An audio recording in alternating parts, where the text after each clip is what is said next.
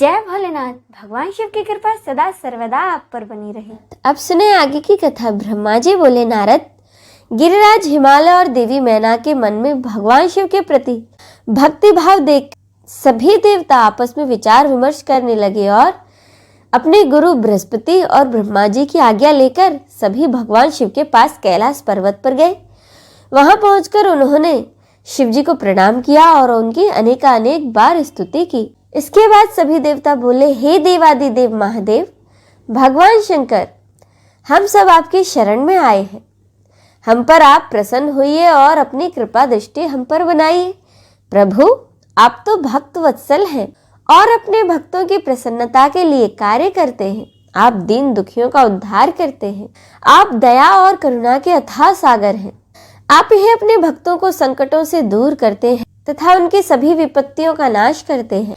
इस प्रकार महादेव जी की अनेकों बार स्तुति करने के बाद देवताओं ने भगवान शिव को गिरिराज, हिमालय और उनकी पत्नी मैना की भक्ति भाव से अवगत कराया और आदर सहित सभी बातें बता दी। इसके बाद भगवान शिव हंसते हुए उन सभी प्रार्थनाओं को स्वीकार कर लेते हैं। तब अपने कार्य को सिद्ध हुआ समझकर सभी देवता प्रसन्नता पूर्वक अपने अपने धाम को लौट गए।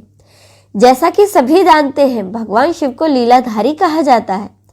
वे तो माया के स्वामी हैं।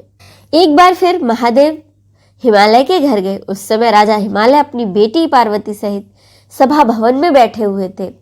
इस बार महादेव ने ब्राह्मण का रूप धारण किया हुआ था। उनके हाथ में दंड व छत्र था।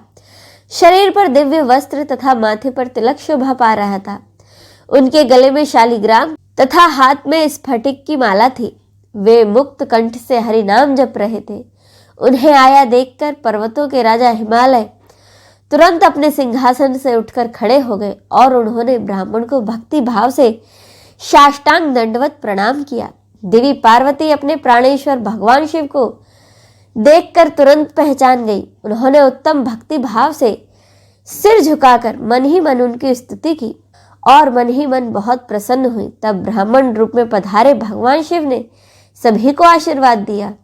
तत्पश्चात हिमालय ने उन ब्राह्मण देवता की पूजा आराधना की और उन्हें मधुपर्क आदि पूजन सामग्री भेंट की, जिसे कि शिव जी ने प्रसन्नता पूर्वक ग्रहण किया। इसके बाद पार्वती के पिता हिमालय ने महादेव से उनका कुशल समाचार पूछा और बोले, हे विप्रवर, आप कौन हैं? यह प्रश्न सुनकर ब्राह्मण देवता बोले, हे गिरिश्रेष्ठ, मैं तो वैष्णव ब्राह्मण हूँ और भूतल पर भ्रमण करता हूँ। मेरी गति मन के समान है। एक पल में मैं यहाँ तो दूसरे पल में मैं वहां। मैं सर्वज्ञ, परोपकारी, शुद्ध आत्मा हूँ। मैं ज्योतिषी हूँ और भाग्य की सभी बातों को जानता हूँ। क्या हुआ है, क्या होने वाला है, यह सब कुछ मैं जानता हूँ।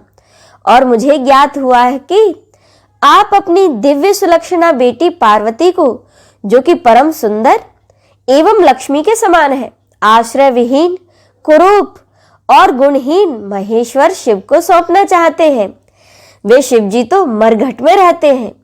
उनके शरीर पर हर समय सांप लिपटे रहते हैं और वे अपना अधिक से अधिक समय योग और ध्यान में ही बिताते हैं।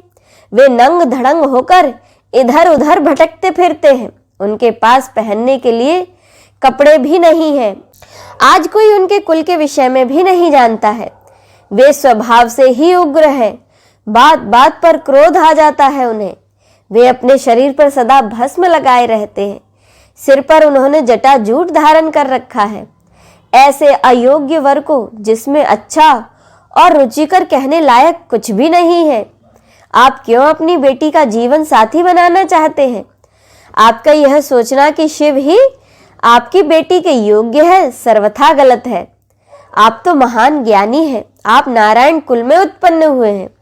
भला आपकी सुंदर पुत्री को वरों की क्या कमी हो सकती है? उस परम सुंदरी से विवाह करने को अनेकों देशों के महान वीर, बलशाली, सुंदर, स्वस्थ राजा और राजकुमार खुशी खुशी तैयार हो जाएंगे। आप तो समृद्धशाली हैं। आपके घर में भला किस चीज की कमी हो सकती है? परंतु शैलराज, जहां आप अपनी बेटी को ब्याहना चाहते हैं, वे शिव तो बहुत निर्धन हैं।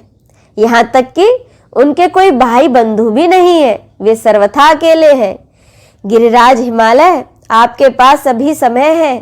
इसीलिए आप अपने भाई बंधुओं पुत्रों, वह अपनी प्रिय पत्नी देवी मैना से इस विषय में सलाह अवश्य कर ले, लेकिन अपनी पुत्री पार्वती से इस विषय में कोई सलाह नहीं लेना, क्योंकि वे शिव के गुण दोषों के बारे में कुछ भी नहीं जानती है। ऐसा कहकर ब्राह्मण देवता, जो वास्तव में साक्षात शिव ही थे, पर्वतराज हिमालय का आदर सत्कार ग्रहण करके आनंद पूर्वक अपने धाम को चले गए।